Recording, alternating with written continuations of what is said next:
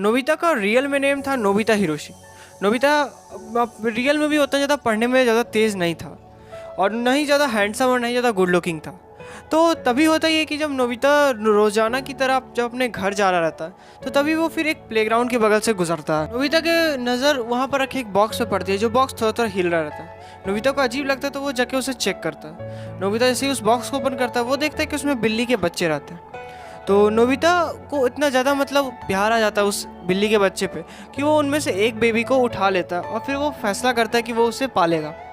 Nobita उस baby को लेके अपने घर चले जाता है। उसकी मॉम शुरू में तो कहती है कि वो उस बिल्ली को नहीं पाल सकता, मगर नोबिता की ज़िद के सामने उसकी मॉम भी हार जाती है और फाइनली उसे उस बिल्ली को पालने की परमिशन दे देता है। नोबिता यह जान के बहुत ज़्यादा खुश हो जाता है और अब नोबिता सिर्फ उस बिल्ली के साथ ही खेलता रहता है।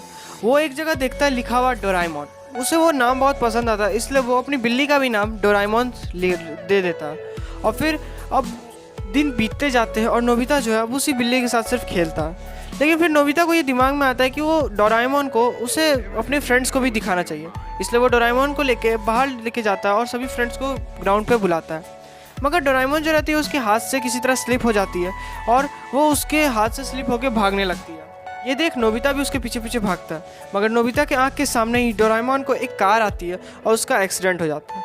ये चीज़ देख कर नोबिता जो रहता है वो बहुत ज़्यादा रोता है, मगर उसकी मॉम जो रहती है वो कहती है कि वो उसे एक नई बिल्ली ला के दे देगी।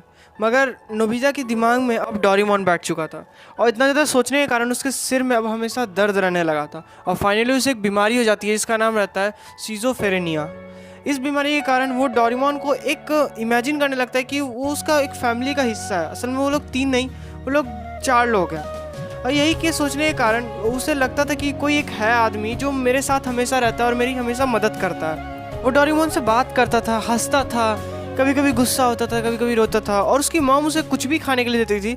वो हर चीज़ डोरेमोन से शेयर करता था, मगर रियल में तो उसके सामने कोई था ही नहीं। शुरू में उसके पेरेंट्स को लग रहा था कि ये तो बस शायद इसी तरह यूँ ही मजाक कर रहा है, खेल रहा है, मगर बहुत दिन तक ये होने के कारण उसके पेरेंट्स को उसकी चिंता होती है और वो फाइनली ये डिसाइड करते हैं कि उसे डॉक्टर से दिखाया जाए।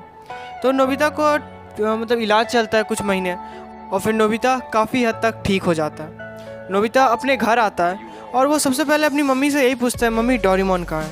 तभी उसकी मम्मी उसे प्यार से समझाती है कि डोरेमोन जो है बहुत पहले उसका एक्सीडेंट हो गया और वो अब इस दुनिया में नहीं है। ये चीज़ नोबिता को उतनी अच्छे से समझ में नहीं आ रही थी क्योंकि उसने एक्सपेक्ट तो कुछ और ही किया था।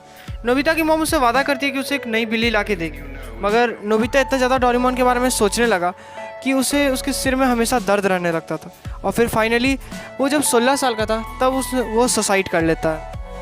ये खबर पूरे जापान में बहुत तेज़ी से फैल गई।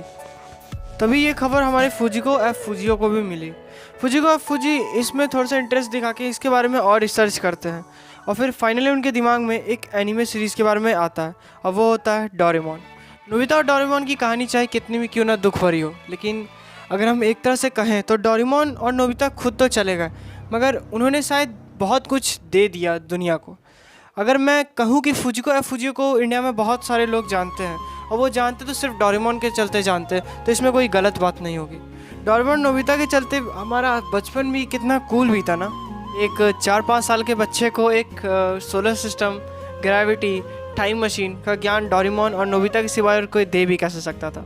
रियल में नोबिता ने डोरेमोन को याद करते करते अपनी जान दे दी और एनिमे सीरीज़ में नोबिता डोरेमोन के लिए कभी भी जान देने को तैयार रहता है और चाहे डोरेमोन नोबिता के लिए।